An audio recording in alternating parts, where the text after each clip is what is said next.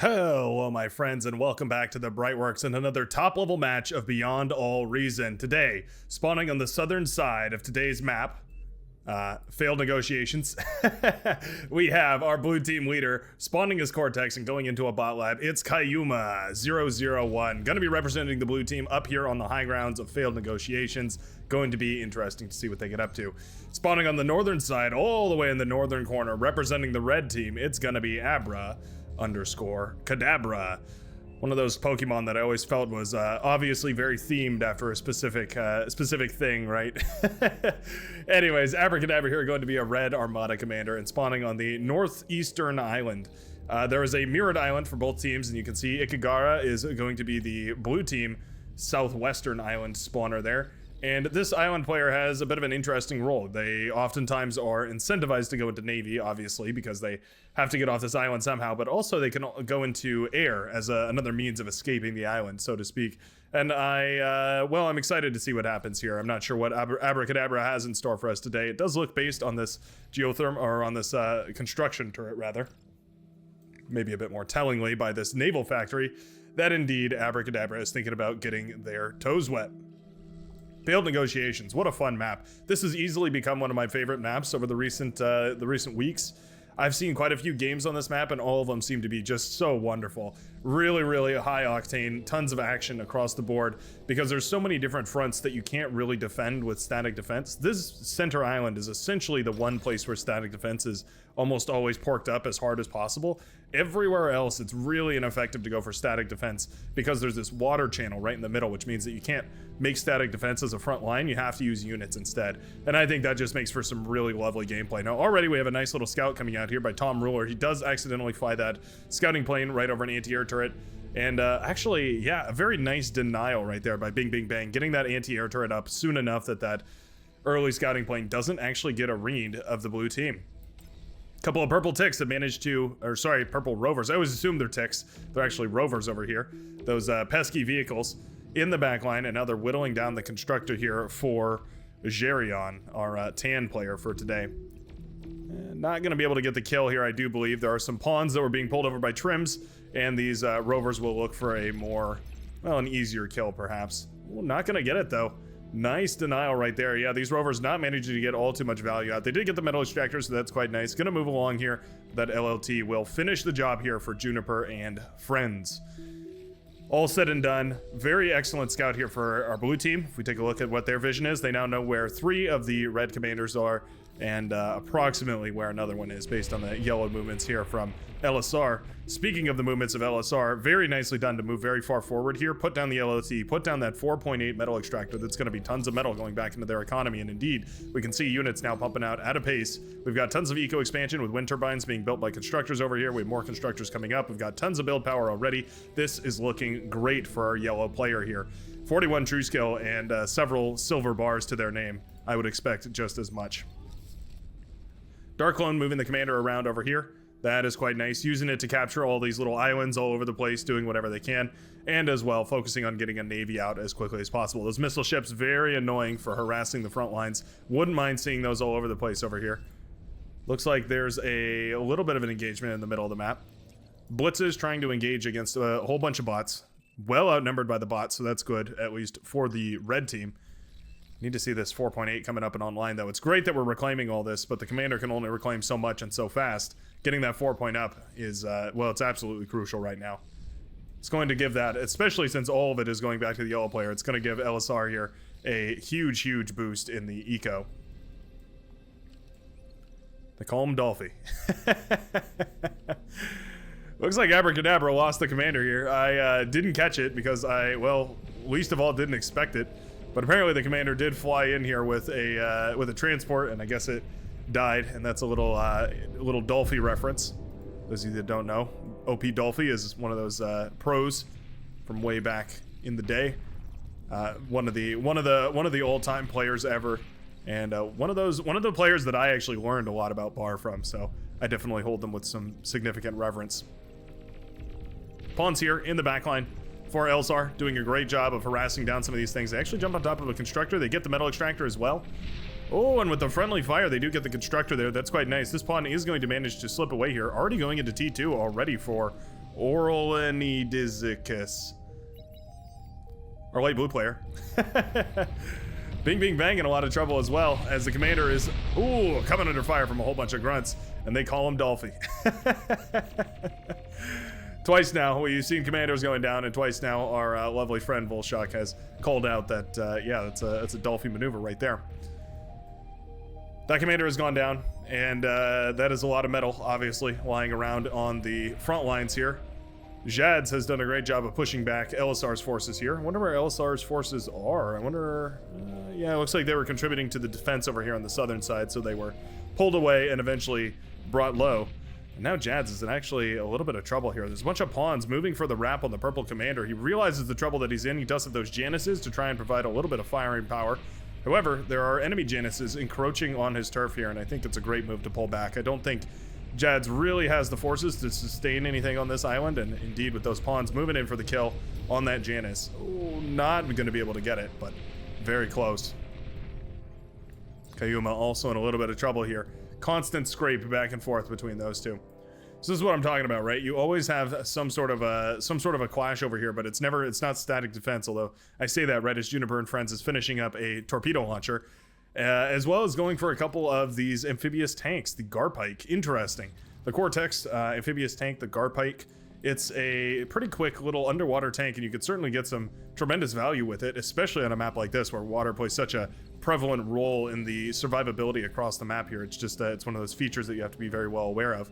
There is a torpedo launcher or two that are up for Servalat, and well, those torpedo launchers are going to have a great time against these Garpike. Missile ships doing a great job of whittling a lot of this down, though. Those frigates need to dodge a lot of this aggression. Okay. It's a tricky balance. You want to stay engaged with these dolphins, but you also don't want to get caught by any of them. Submarine underneath is quite nice for providing a little bit of firepower. Garpikes will surface, meaning that they're no longer endangered by this torpedo launcher over here, and they are going to start swarming the beaches of Meterpafe, our Lavender player.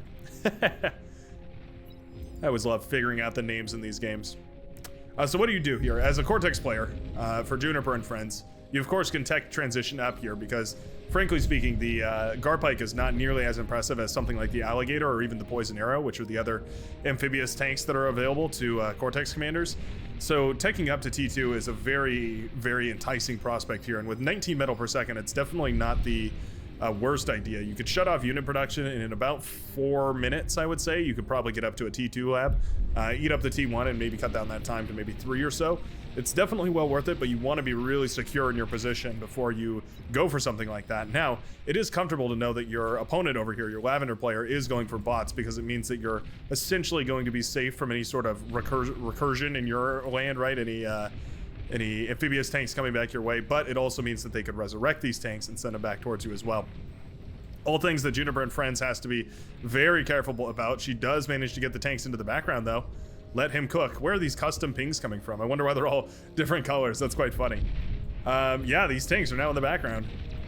Okay, sure. Garpikes are extremely resistant to EMP, which is why they're not being paralyzed right now, or at the very least being very slowly paralyzed. Looks like we have the EMP rework enabled as well, because that one was slowing down as it got paralyzed. And yeah, these Garpike actually managed to do a little bit of damage to one of the backline players over here. Nicely done. Might get another metal extractor. Nope, not gonna happen.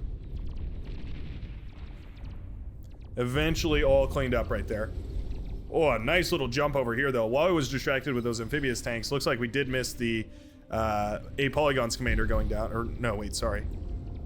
Servalat's commander going down. A Polygon, that's right, A Polygon's over here. Taking down the red commander. Okay, Volshak, thank you. Red Commander Mark II. There are now 2 Red Commanders down on the map. Somebody must have given a commander over here to Abracadabra, only for him to lose it once more. I'm not sure exactly what happened there, but that is now 2 commanders worth of metal going back to A Polygon. He's got to be very satisfied with the amount of resources that have now flown back into his resource pool. Excellent little push over here by Darkclone, getting through the defenses and managing to slip a couple of these units in. We do have frigates starting to assault some of these LLTs over here. Nicely done, yeah. Huge incursion of forces over here by Jerion as well. starting to apply a little bit of pressure. Those T1 units starting to get a little bit crazy on the front. We do have T2 starting to slowly leak out. Those Quakers can fire away from quite a long range. Janus is, though, going to shut down a whole lot of this early medium tanks. Yeah, there you go, a whole lot of the stouts. Rocket Bot's also pretty good. They are fighting up and out of the water, though, which makes them have a, well, a slightly harder time as their movement speed is reduced a little bit. And we see the console. Now, do we have the, yeah, we do have the modification enabled here that turns the console into, well, it produces welders instead of hounds. That's a tweak that a lot of the pro level lobbies have been using recently, and I think it's for good reason. It kind of makes those a little bit more, well, manageable to play against, I guess I would say. Servalot is in a lot of trouble. Yeah, green player is now falling under fire from a frigate as well as the submarine. Constructor coming under fire now. And shortly, I believe the lab will be coming under fire as well. There are dolphins being pumped out, but there's nowhere near enough metal right now. Now, I'd love to see the orange player sending a res sub across. He already has a constructor. I guess that would work too. Just sending anything over here to eat up this 3.3 thousand metal would be very, very influential to their economy. Juniper and friends pushing pretty aggressively here with the commander, walking forward to reclaim some of this metal and then eventually get the metal extractor here, but not really being punished for it. And so I think that's probably fair to see. Going for that T2 transition as well, using the overwhelming positional advantage that her and the orange player have both secured here, and using that to make a T2 transition. Oftentimes what we see, but it's tricky to pull off. Sometimes it's easy to overestimate your advantage that you have, and then suddenly you've pushed a little too far and you've lost a little too much to get back into the game. Frigates here, coming out for Abracadabra. We need a res sub desperately. We need a res sub to start eating up all of these wreckages under the seafloor. A polygon is going to get him with the commander here. 2.2 thousand metal and wreckage on the lying on the seafloor right there. Definitely well worth trying to get your grubby mitts on. Big old engagement over here. It's gunslingers versus a bunch of rocket bots, and I'm going to hand it to the gunslingers probably 9 times out of 10, just because they can always disengage and retreat off of the line there, and then of course they're going to be able to heal themselves back up, as is their specialty. One of the few units in this game that benefit very heavily from combat experience. Every unit in this game ranks up as they get a little bit more aggressive and start to get some kills under their belt, but the gunslingers particularly level up a whole lot quicker, and that means that whenever they get experience, whether it's from killing pawns, grunts, commanders, or titans, they're going to start getting a little bit better and a little bit better, and eventually they do turn into a fairly significant force. I always say that they're mostly useful against T1. That's definitely their sweet spot, is dealing, especially against T1 vehicles. They can do a tremendous amount of work, but they're great against these T1 armies regardless of what they're made out of, because, well, as you can see, they outrange them by a little bit, and then as they start to encroach, they get a little bit better and a little bit better. And as long as you're careful with them, this can be a force to be reckoned with, fielded across on the enemy side of the map with an insane amount of durability. Eventually, the aggression was, well, not cleaned up over in the backlines here. Yeah, orange forces have now made it all the way across. Destroyers firing on some of these energy converters, as well as torpedo launchers over here. We have enough destroyers here to deal with the submarines as well, so this is actually a really nice contingent of forces that we've got coming in here for Darklone. Nicely done, starting to tear down some of these torpedo launchers. We need to take this engagement properly, but, I mean, there's not really a whole lot more micro you can do when you're just destroyers firing on submarines. The most important thing is just to make sure that you're not bundling everything up so there's no AoE splashback from any collisions here. And unfortunately, Darklone is not managing to split up those forces. The submarines are actually taking a decent trade. Yep. Okay, that could have been a lot better here for the orange destroyers. I think if those had been microed a little bit better, they probably could have gotten a slightly better trade. But eventually, they will be cleaned up, and that is going to be a polygon in charge of recuperating the losses that were incurred from the forces there. A polygon looking real scarce here. Submarines only take 10 hits to take down a commander. It's 10% per shot, and that's a commander with 10% health. Oh, that was close. The commanders do regenerate, so it is slowly going to rebuild its health here, but these submarines could certainly do some damage. I don't know why these aren't... yeah, submarines, when they're given a fight command, can oftentimes have a little bit of bugginess. Down goes a Polygon's commander over on the northwest, or the northeastern side of the map.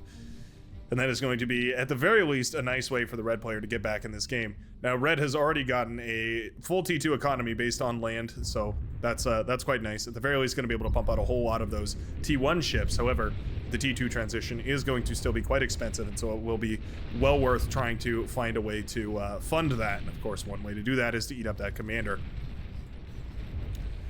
T2 is in full swing here. We do have a whole bunch of gauntlets. There's even a tremor that was built right here. Tremor's a very heavy investment, but it's perfect for a job like this where you just need an area bombarded to, well, cinders. Cinders and crisps. You're looking at basically 1 shot per second, I think. It's very quick. It's essentially like a miniature calamity. It's perfect for this kind of idea where you're essentially just need to fill an area with fire and you're not really concerned about accuracy or anything like that. Hounds here are trying to get sturdy on the other side of the map. They are going to be encountered by riptides.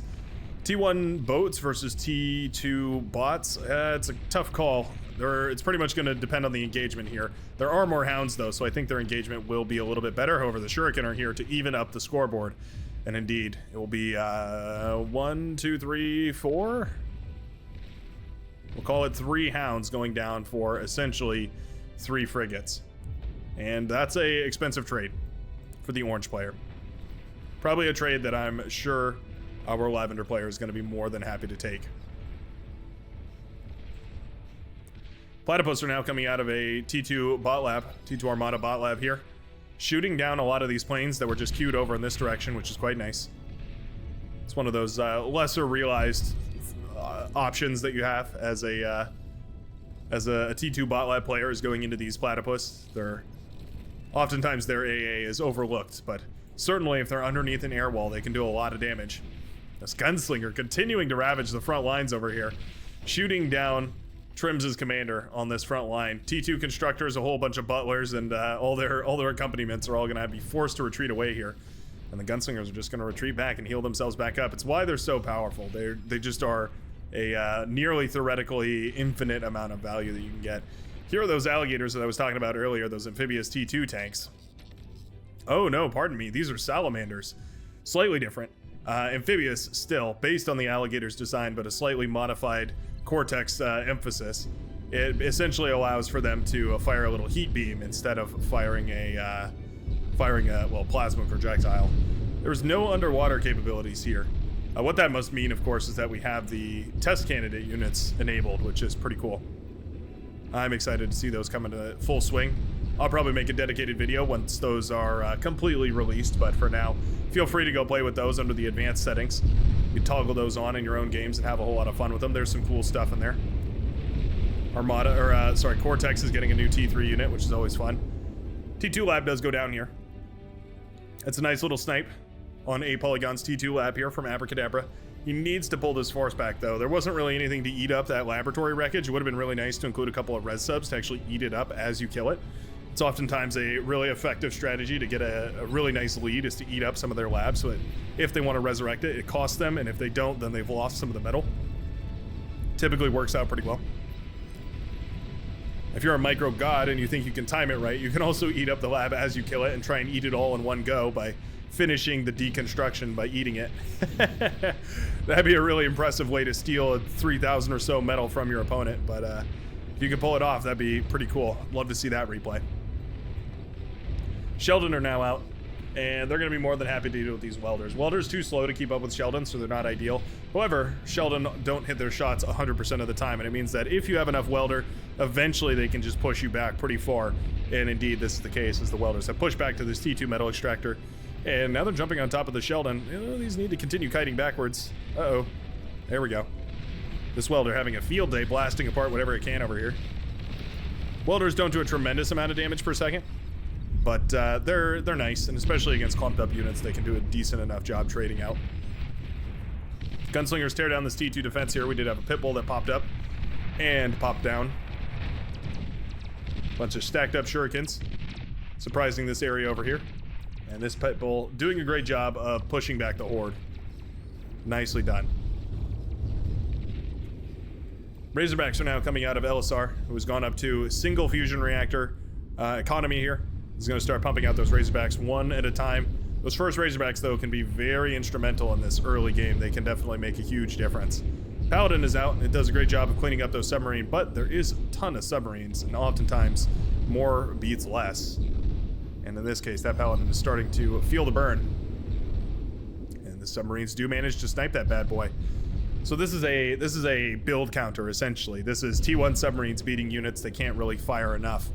Paladins are much more expensive than destroyers. I think it's 750 for a destroyer versus 1,000 for a paladin, so it's quite an upfront cost. And for what you get out of it, it's a little bit disappointing oftentimes, actually. The paladin oftentimes I feel is a little bit underpowered for what you pay for it. But of course it's meant as a support ship, so you're really supposed to accompany other ships with paladins for the depth charges rather than just have the paladins be your assault force on the front. Eventually I think these paladins are going to clean up all the submarines over here, but that is definitely a bit of an expense right now. Oh, submarine's going to jump on all these res subs. Yeah, okay. That's a way better trade. And there go the res subs. They're starting to get attacked by these submarines. Paladin is slacking on the job right now. Oh, that's so expensive. All those res subs lost to 2 submarines that just managed to slip through the defenses here. What a bummer. At the very least, the remainders are going to be able to reclaim some wherever available, but still pretty expensive loss right there. A good use of units that were probably essentially considered dead already. Starlight is out here to snipe down these Razorbacks that are starting to cause trouble over here. Bulls are excellent against the Razorbacks. They're, I mean, they're basically as close as you can come to a T3 unit, so they make a very argumentative case for going up against T3. Rattlesnake here as well to contribute some long-range firepower. That's quite nice. It is being blasted apart here, though, by the Sheldon, and eventually it will be cleaned up. You can cloak all these, by the way. You can cloak pit bulls, you can cloak rattlesnakes, you can hide all those from line of sight, which is oftentimes quite valuable. Can help you keep those hidden away for quite some time here. A lot of pings all over the map. We'll zoom in on one of them over here as we watch an incursion of orange forces from Darkclone, starting to win the naval battle over on this side as well. That was, of course, the green player Servalat, who was getting back into this game from that early game loss. We have 2 T1 labs for some reason. Not sure exactly what's going on there. That's a bit of an odd decision. There is a missile ship bombarding the base over here as well for Maître Parfait, and a ton of amphibious tanks rolling their way across here for Juniper and friends. I'm excited to see what these Salamander can do. I haven't seen these Salamander yet. I'm not sure if this is a tweaked version of the extra unit that existed a long time ago. So I'm excited to see what these do. So I'll keep my attention over here. Real quickly, I want to flick over here and see what's going on. A couple of Razorback have broken the front lines. They're going to be used to pierce the defenses of our Seafoam green player. One of them will go down. And the other one is looking pretty low too. I wouldn't mind seeing that being repaired or resurrected here. We do have a couple of res bots to try and do that. Salamanders over here on this southern side. Oh, thinking about it. Thinking about not thinking about it. And then thinking about it again. We have a bunch of Buccaneers as well, accompanied by these missile ships. I really like that, of course. Those missile ships grant a huge amount of vision, allowing for those Buccaneers to fire at their full rate. Oh, and those Salamanders have begun firing. So these look about the same power as the extra units one, but man, they're an impressive unit. I quite like these bad boys. They're very nice. I know there was business in the works to model a fully independent unit, a completely unique Salamander design for the heat tank. I wonder if they're still thinking about that or if they're just going to go ahead and use the alligator design instead. I think Cortex should definitely lean heavier into the heat ray element. I definitely think that's the right idea. And these heat tanks, I mean, they make a good argument for it. The alligators were already insane. The Salamander, the heat alligator, definitely a good argument in that case. Boy, are they beefy, and they're just tearing apart the backline. I think the deception about the alligator is that they're small, so they look like a T1 vehicle, but they are a proper T2 vehicle. They have tons of health, they're extremely durable, and they put out an immense amount of damage. They are well and true a T2 vehicle through and through. They just don't look like it sometimes. Now that's quite a surround right there, the full 360-degree surround to shut down these heat tanks, but I mean, I guess it's justified. They did just swarm through one of your players' bases and almost swarm through to the heart of the technology center here in the center of the blue base. Yeah, these Razorbacks are tough to deal with, though. Once they start coming out in mass, I mean, it's really hard to lean back against them with anything out of the T2 gantries. You basically just need a massive amount of sharpshooters and, well, I guess Starlights work too. Or Mammoths.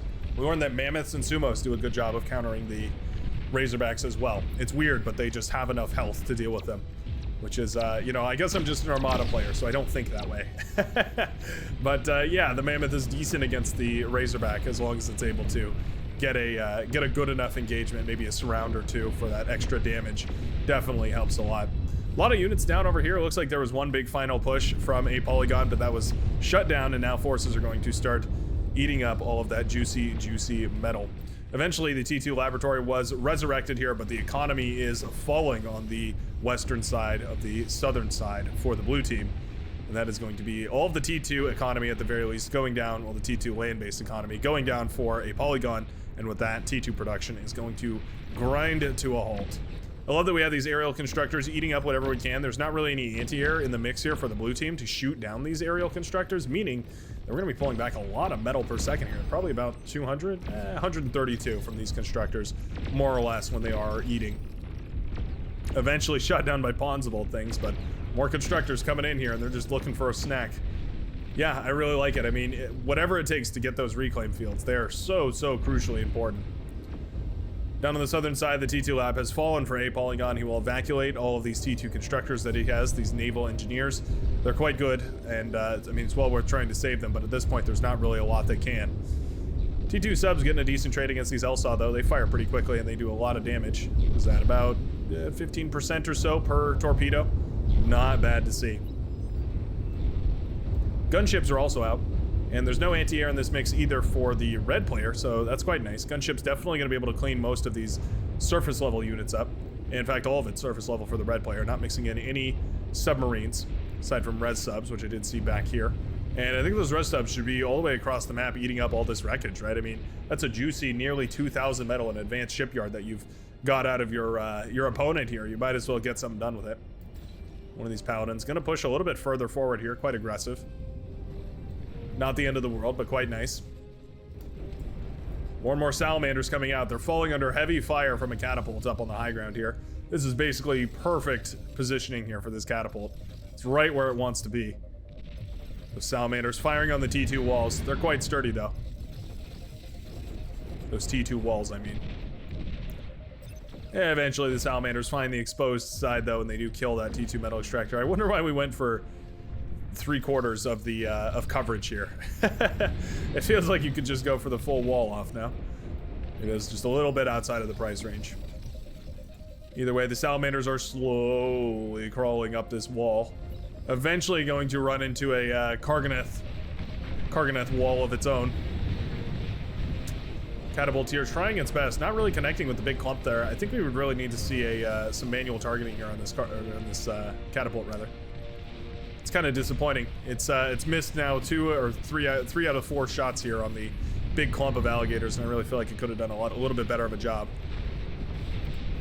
Either way, though, Karganeths are going to be more than enough to clean up most of this, I do believe, firing away with their multiple launch rocket systems. And they do have a little bit of tracking in there too, so they're quite good. A couple of these salamander do break away, though. Ooh, they managed to evade the Karganeth. They're going to be in the back line as well, causing more and more mayhem. That is really nice. Now, submarines for the orange player are pushing in alongside with submarines for the blue player, or the red player, rather. Going to be conjoining, I guess you could say, on the blue player here, who is now out in the water. Our teal blue player. I'm not sure where these units actually came from. I don't see a naval lab, but either way, they're there, and they might be useful. Midline is now well contested here by the purple player, who has a sizable army of starlights and bulls. Very important to keep those as safe as possible and also spread out. And it does look like that is the case here for the purple player, so that's quite nice. Big collision of T1 and T2 units. It's Fiends and Grunts, which is one of my favorite compositions of all time. It's very cheap, it's very fast, and it's relatively effective, right? It can definitely do enough damage to warrant a response, but it's also not like you're over-committing a whole bunch of resources, and indeed, this is the kind of thing you can do. Just spam out a whole lot of units, and it's not generally a tremendous tax on your economy, meaning, of course, that you can go for more economy. Would you look at that? Massive bombing run coming up. Looks like we do have a lot of T2 bombers, hailstorms, coming up here. Always forgetting the name of those. I mix them up with the whirlwind all the time. Wonder what we're going to do with them. They're headed for the Karganeth over here.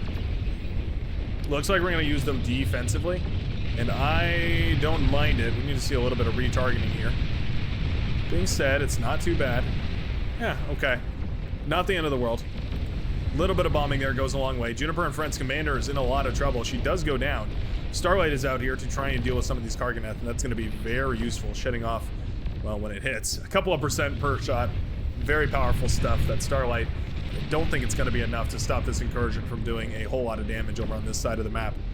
Suddenly, a flip-floppity situation here. Juniper and Friends Aphis just a few percent, 2% away from completing here. Going to be forced to retreat.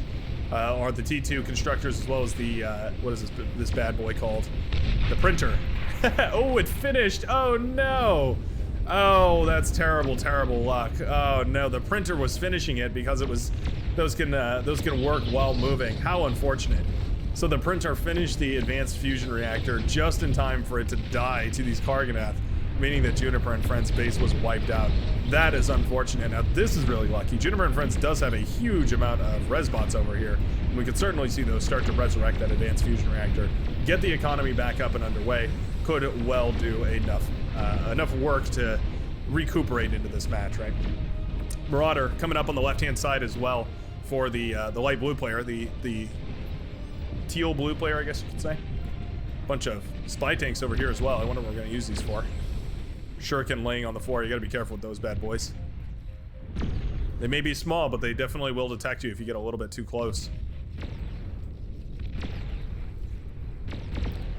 The forces for trims have essentially all fallen, though. Starlight's now blasting apart any of the static defense that remains.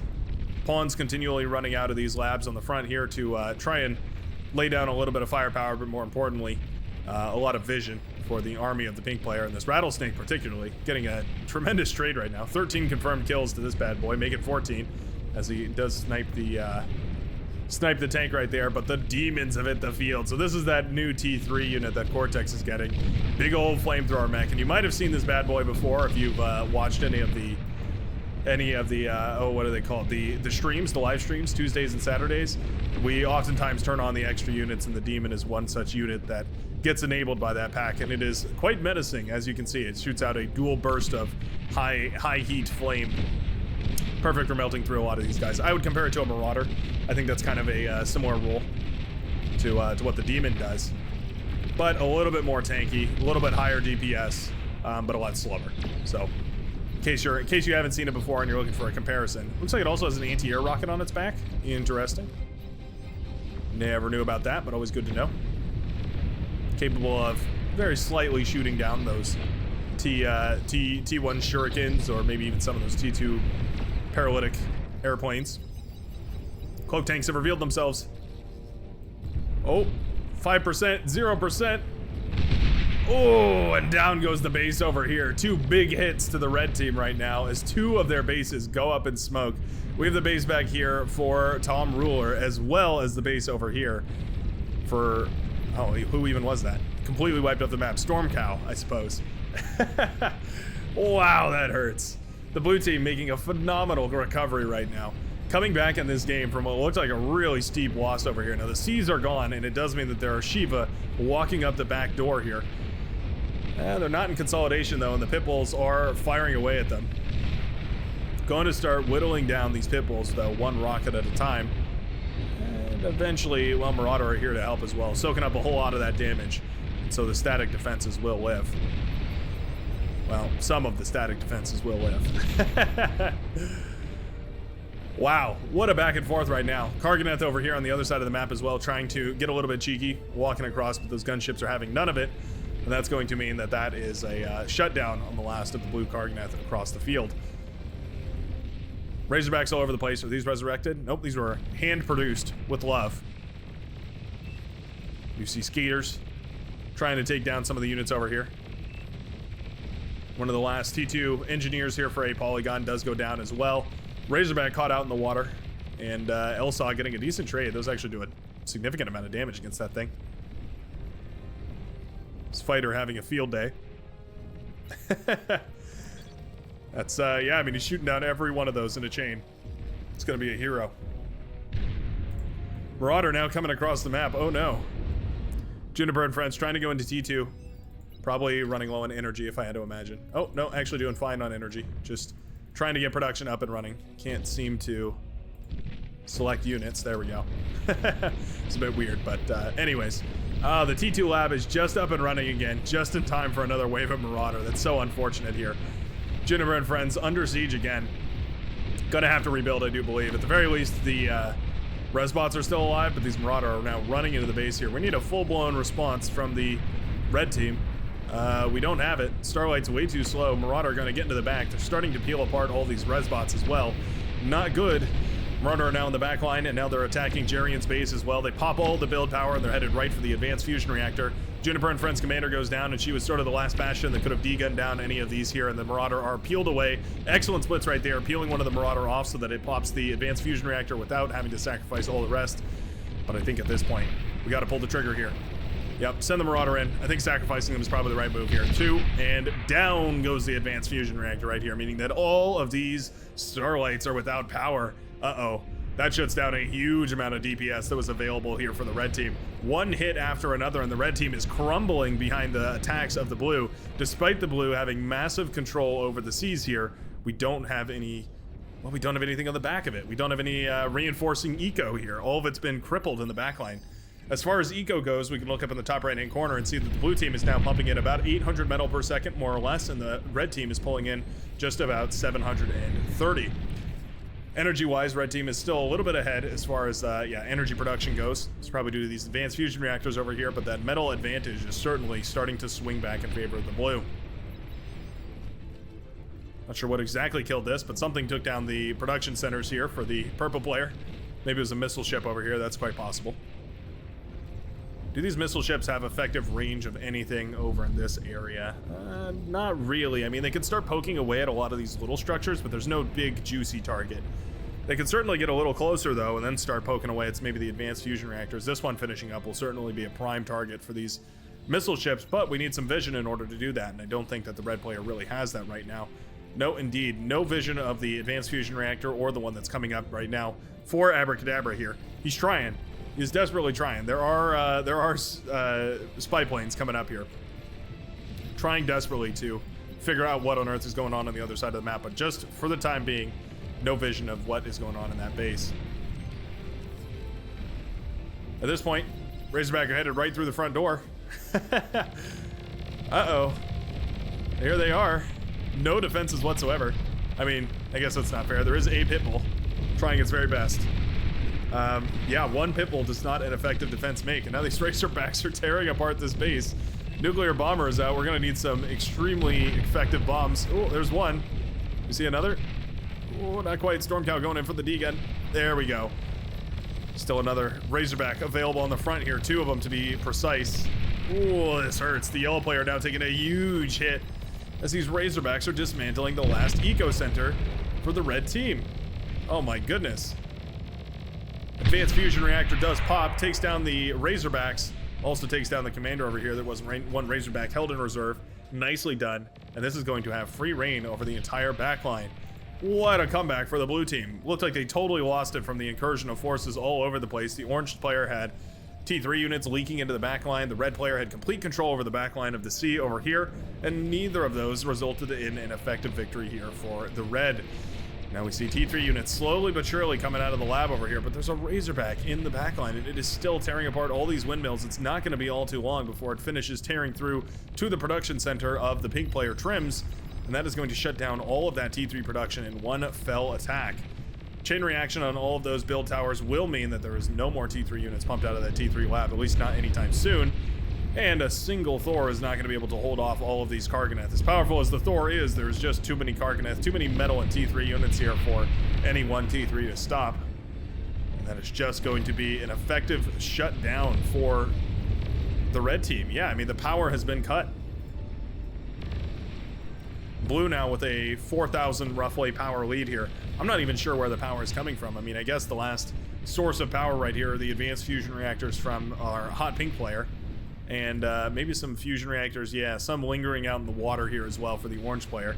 Couple of them coming online over here on this side as well. Looks like Juniper and Friends is starting to get back up and into things, getting some resbots to pick things up. We're starting to res the commander. We're resurrecting whatever is available over here. But meanwhile, while we're resurrecting everything over there, Karganeth are now tearing apart the base over on the right-hand side. Stormcrow calls it in chat saying, I think that's GG. I don't see a way to hold on here for the red team. They have a lot of units. They have a lot of potential damage across the board, but none of it is actually getting damage across the board, right? It's all retreating. It's all trying to be defensive. There's not really anything to actually mount any proper defense over here. EMP missiles are used, though. Very powerful stuff. Could definitely shut down a lot of this push here. Oh, and it completely misses. That hurts. That hurts big time. It's going to be the Thor's main cannon here. It's all we've got for the time being. No more EMP missiles charged and available. At the very least, the little EMP guns off the side are trying their very best. Big bombing run coming in here, though. And I think this is the killing blow that the blue team is looking for. There's a bunch of orange units incurring on the other side of the map, but I want to keep my eyes focused right here as we watch a whole bunch of these blizzards drop their heavy strategic bombs right on top of the hot pink player's base, and that is going to wipe out power production for the red team. Now dropping to just about 20,000 power here. Very brutal indeed. Heat tanks being streamed in one at a time. I don't think that's the way to do it. I think definitely going for a big ball of them over here and then walking them up the back door over here to try and get into the back lines probably would have been a much more effective strategy, or maybe trying to attack this island over here. But that being said, there is a lot of pulsars, so maybe not the best of ideas. Streaking them in one by one, though, is essentially just a metal donation, and I don't think that's going to net a very effective charge. This side has been completely ravaged as well, by the way. Bunch of Marauder ran through on this side, shut down the entire economy for Abracadabra, and that's going to mean T2 production shuts off as well. There were a bunch of bombers that were produced over here, as well as these missile ships, which could now go in for quite an attack. Does Abracadabra have vision over here yet? Nope, still no vision over on that side of the map. There are a lot of Thors here for the pink player, and they are firing away. Those Razorbacks did dodge the EMP missiles, so that's nice. Important that you do. Thors do not care about T2 walls. They simply drive on through them. Uh-oh. Now these Thors are over on the other side of the map. Trim's going for essentially an all-in here. All the blue team has to do is hold off against these T3, and they're going to be in a really nice spot. Oh, these Thors need to keep moving. Despite anything else, these Thors need to keep moving here. A D-gun would certainly shut this down, by the way, but it looks like Wasps are going to be all that we pull in order to do it. Yeah, the Thors are trying their best. One by one, they're starting to tear all of this down, but is it enough? I just don't think so. They do see the advanced fusion reactor, though, so that's quite nice. Jadis is a little close here. Uh-oh. Very close. Oh, gets the D-gun off, but was very close to the advanced fusion reactor. At the end, the advanced fusion reactor will pop, and it wipes out this entire base. Doesn't chain react over here, though, to the blue player's base, and so at the very least, there's still a little bit of production on that side. Red team now down to half the metal production of the blue team. However, it's easy to underestimate the power that Reclaim can have, because certainly there's a lot of Reclaim out on the field, as well as potential for resurrection, right? These Resbots can certainly patch a whole lot of this stuff up. We can see that the advanced fusion reactors are coming back online all over the place. We see Resbots rather, patching up a whole lot of these Karganeth as well, trying to put those back into position and into shape, trying to cobble together whatever army is possible. And the red team doing a valiant job holding on here. I have to say, I'm quite impressed. Missile ships now firing whenever they can over here. And if they fire out at their absolute maximum range, they might be able to destroy the, what are those called? Destroy the advanced energy converters over there. Not bad. T1 bomber's not going to quite do it. Oh, and these are all clumped up as well, so those flak turrets are going to have a feeding frenzy. And those T1, well, 1.5 seaplane bombers do end up going down. Unfortunate. I think if those were spread out, they might have had a better odds there, but still, I'm not sure if it would have been enough to deal with that. Flak turrets do go down here for the blue player. Yep. The missile ships trying to do whatever they can. They've already popped the energy converter, so there's not really much value they can get right there. I think these need to just start sniping the Prude and the advanced metal extractors, basically anything they can across the coast. Here we go. We have some T3 finally pushing across here. There's also a capital ship that was produced. Oh, and it has a direct line of fire directly into the advanced fusion reactors here for the blue player. Okay. Well, that's quite nice. Yeah, these advanced fusion reactors are coming under fire. Oh, we almost killed the build power. There we go. We killed some of it at the very least. Not bad. Shiva also starting to get to work on some of these pit bulls over here on the defensive side. Uh-oh. shredding a percentage off every time it fires, slowly but surely. Oh, that's a huge hit right there. Manages to chain react the build power over here. That was basically keeping all of this alive. And now the battleship here, the capital ship, has free reign of fire to fire directly into this base. Are we gonna move the Juggernaut? Oh, no, the Juggernaut's just taking a funky path. I thought we were gonna stand the Juggernaut in front of these. That's actually a really fun move. Try and do a body block with the Juggernaut for your advanced fusion reactors. Not super effective because of the AoE, but, you know, whatever strategy works, right? It's a very expensive T3 wall. 16% health right there. Whoa, 11, 8, 7. I'm getting ready for it. I know it's coming soon. Pop. Massive explosion right there. Takes out the entire blue base from the capital ship.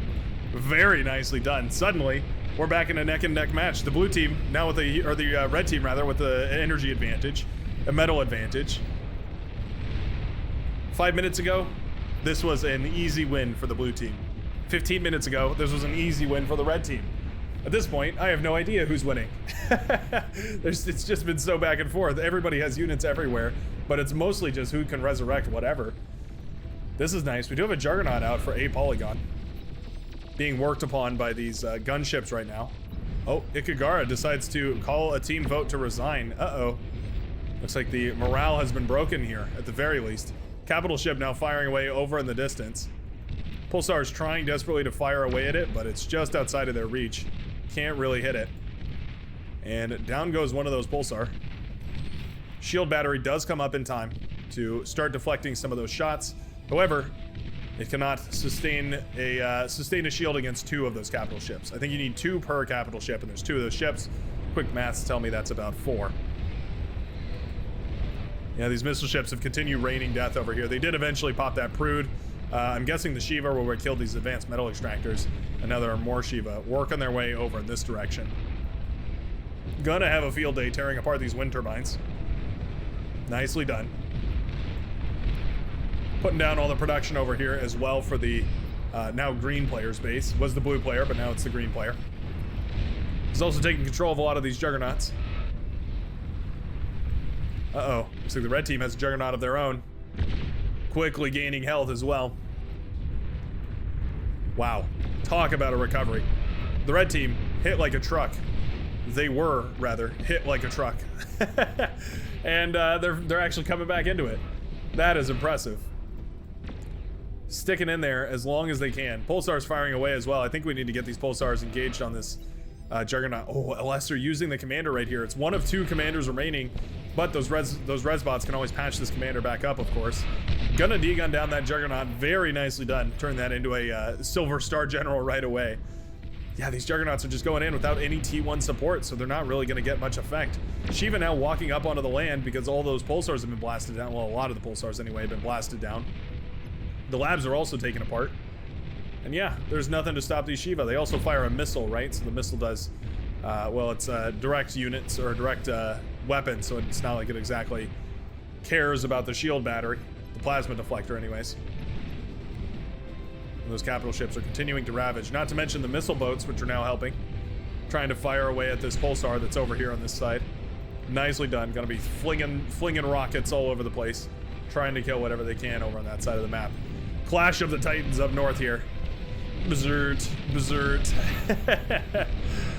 Both teams fielding Juggernauts to fight against each other here. However, those Resbots are crucial in keeping a T3 army up and engaged. Karganeth gonna take down some of these Razorbacks over on the right-hand side. Elosaurus Commander still standing over here as well. This Juggernaut needs to be addressed. Uh-oh. What percentage are we looking at? 27% on that Juggernaut. Never mind. We are more than happy to just deal with this as is. Juggernaut does go down, and that's gonna be one more Juggernaut to add to the Resbot list that we can keep pumping out here. Okay. Well, suddenly with multiple Juggernauts on the field here for the red team, the blue base going down in this corner to the combined arms of the red and the orange player.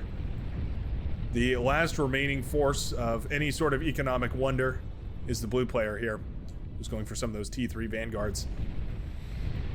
Encroaching on all sides is the red team, rebuilding as quickly as possible. These Resbots putting together whatever they can. It looks like they're 1 or 2 votes away here from resigning over on the blue team. Our blue player holding out, but eventually deciding that they had had enough and tapping in on this game, or tapping out on this wild game of Beyond All Reason. Is this game of the year? Is it too early to call it game of the year? That was an impressive back and forth. We got to see those new units in full swing as well. We got a wonderful showcase of what those new up for debate units are. And I think this was easily one of my favorite games I've seen in a good long while. Wow. I'm a little bit starstruck, and if you are too, be sure to hit that like button down below and consider subscribing to the channel for more daily Beyond All Reason videos. But other than that, I wish you the very best of days, and I will see you in the very next Beyond All Reason video. Peace out, folks.